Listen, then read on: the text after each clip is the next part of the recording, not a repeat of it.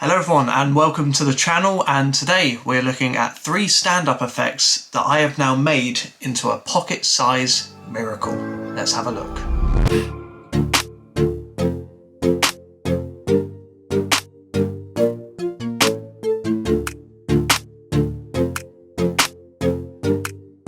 So, before we get into the content of today's video, I want to thank everyone at the Northamptonshire Magic Club.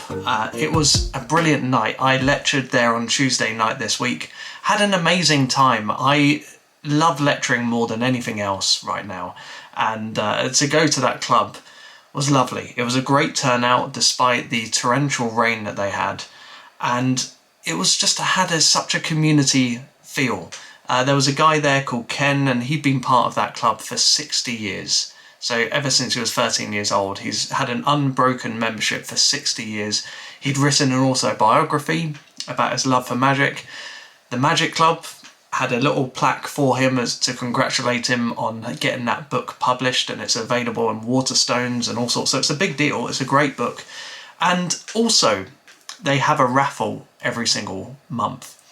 Every time they meet, they do this raffle, and the proceeds from the ticket sales last night went to a couple at the club who the man had just had his 70th birthday, recently got married either this year or last year, and they basically paid for them to go out for a nice meal, and yeah, it's just really nice just to see that community kind of spirit in that club. And I think actually the more I've been lecturing, the more I've realised how important local magic clubs are. And if you're not part of one, I encourage you to go and join one. There's probably not one that far from your house. And really, hopefully you will be able to encourage a mixture of ages and all sorts. But, you know, it's really this love for magic and a love to share that I think is really important within this community. I think the online magic world is great. YouTube videos are good. Hopefully you agree. But really we need each other, and we need to play off ideas and actually kind of really get to know each other as well. So really recommend you go and check out your local magic club. But yeah, thank you once again to everyone at that club. I had a fantastic time, and I'm pleased that the lecture went down really well also. So what are we looking at today? We are looking at 3 stand-up effects, 3 tricks that are known to be performed on stage in a stand-up environment, maybe for a couple of hundred people, and I've turned them into a little trick that you can carry in your pocket.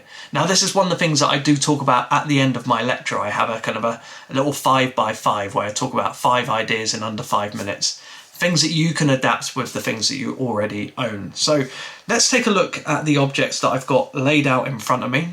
And some of these might be familiar to you, some of them might not be. So the first one here is a miniature pack of bicycle playing cards. Now, we all own these cards, right? We've had them for years. We just buy them because it's a bit of a gimmick at the start, it's a bit of a novelty.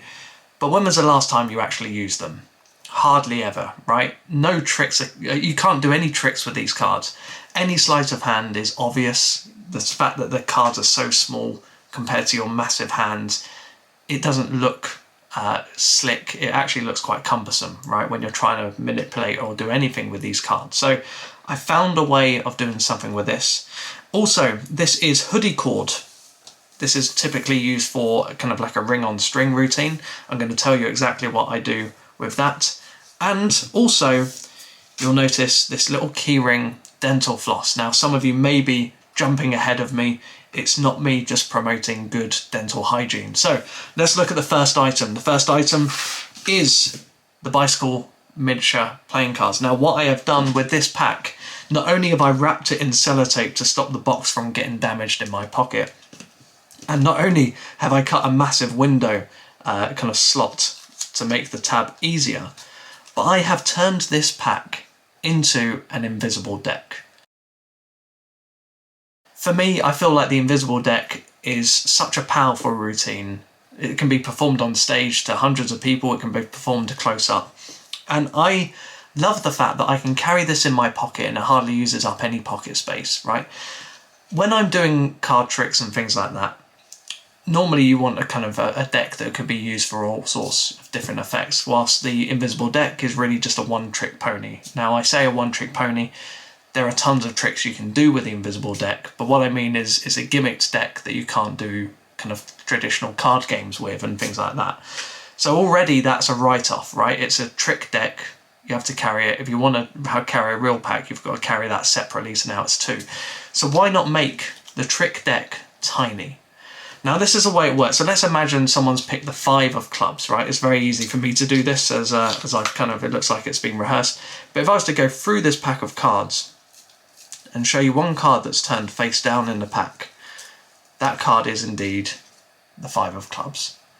Now what's great about this is that the invisible deck requires no sleight of hand, right? It's not a trick that you have to do any manipulation with. And it can be displayed at the fingertips quite nicely with no funny moves, no strange moves at all. As I hold them here, you can clearly see the cards that are in my hands. So as I then show the card that's been turned face down here, that's that's still very clean and is able to be seen in a relatively large group. And it's just such a nice way of doing the trick. And yeah, like I say, it makes the most out of these tiny little cumbersome cards. So if you've got your roughing stick, your roughing spray, whatever, and you've got your miniature pack of cards that you've never used, I highly encourage you to turn your miniature deck into an invisible deck. So let's look at item number 2. Now item number 2 is a standard hoodie cord. So it's typically a cord that you might have in your hoodie here, or maybe around your waist in kind of sweatpants and things like that. But I brought this hoodie cord, I think off eBay, and it's very easy to find. You can find loads of different colours and shapes and sizes. But what I do with this is I use it for my ring on string routine. So I would typically just have this in my pocket, or and this idea also, can I give credit to Jay Sankey for Hoodlum. It's an effect of his which actually uses the hoodie cord, and he teaches a number of kind of rope routines and false knots that you can do with this. But I want to take this a step further, and it's nice that I got the same idea as him, but I've taken it in a slightly different direction. So I recommend you using this hoodie cord for your ring on string, because you can perform all the moves that you want to perform with it. But then what I do is, if you know the secret to fibre optics by Richard Sanders and any kind of traditional rope move, carry that spare piece, right? And that's all I'll say, to be able to use this as a follow-up to the ring on string. So let me explain. What typically happens is I do the typical ring on string routine. I use Ringleader by Greg Wilson. So the ring is constantly coming off the string, going back on, coming off, going back on. And then I say to them, do you want me to tell you how it's done? And they say yes. And I say, typically what I do is I put the ring on the string, but what you don't see me doing is I actually secretly cut the rope into 2, which allows me to take the ring off the string, and then I can then put everything back together again. If you want, what you can do is actually take the, this is an unlimited supply of rope. Well, not actually not unlimited, this is an endless supply. Unlimited goes on forever, but an endless supply of rope doesn't have any ends. I can take the ends off, or put the ends back on, depending on what you want to do. And so now I'm able to do fibre optics, the big, typically done with large pieces of rope, heavy pieces of rope, that uses up quite a bit of space in your pocket. And I'm now able to do it with the hoodie cord, which is just as visual. Okay, so if you're performing at a table or a wedding, you can still do this and you'll still demand the table, you know, the kind of the attention of the room with this. And also, I feel like it's a lovely lead in to the, well, you know, kind of like a follow-up to the ring on string. I typically, when I'm doing a stand-up show, I perform ring nut knot, which is the large piece of rope, and it's basically kind of like a ring on string, but with a large hex nut. It's a great routine. And I then follow up with it with fibre optics, right? And then acrobatic knot, actually, as well. But to have just this small piece of string or rope, hoodie cord in your pocket, you can do ring on string, great routine, and then follow up with fibre optics, or do one or the other, right? I really recommend this. It's great to have one object that can do two things as opposed to just one effect. So that is the second effect turned miniature. So this last effect is something that you'll all be familiar with, and this is the Gypsy Thread routine, and this was done by Lonnie Chevry. He took that routine and did it with dental floss, and I was out in London one day walking along the river, and I went into kind of like a bit of a novelty shop, and I came across this.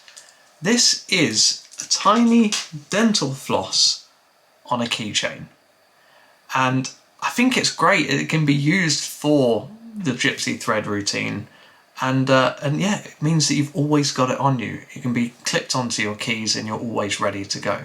So you may be asking, what is the Gypsy Thread routine, and what does it look like? Well, it looks like this. I have a piece of thread, well, not thread, sorry, piece of dental floss, and I can just cut this dental floss into several pieces like so.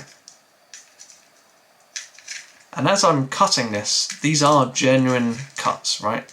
These are genuine cuts coming from here. I can ball these up into little pieces. And as I ball them up, hopefully, because they're slightly waxed, hopefully it does work occasionally. There we go. Right, will it stay? Will it stay? Yeah, okay, right, so it kind of holds together. And then I can actually restore those pieces of dental floss back together.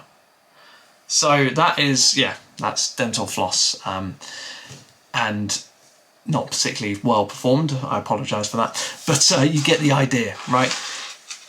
Find yourself one of these. If I can find the link, I'll put it in the description below. But this is another really nice little thing to carry with you, and is also very handy if you want to clean your teeth. So that was it. That was a very kind of quick video this week, but I hope you've enjoyed it. And what we're going to be looking at next week is actually a Blackpool little teaser, and I'll be going through everything that I am going to be selling at Blackpool. I'm going to be focusing mainly on my own releases. There's been some releases that I've done with other companies, but if you come to my stand, you're mainly going to see the tricks that I've produced myself and I'm selling myself. There's a lot of great stuff to see, and I can't wait to share it with you. And so I hope you are coming to Blackpool. Please like the video, leave a comment and subscribe to the channel. It's great to see this channel growing, and it's great to see so many comments from you all. And please tell me if you have any other suggestions, any big tricks that you've managed to find a way of making tiny. And tell me if there's any kind of other ideas that you want me to explore, whether there's any kind of stand-up effects that you want me to explore to try and make small. I love the challenge, and I'm really pleased with what I've got here, and I hope you enjoy it too. So thank you once again, and I will see you next week. Bye bye.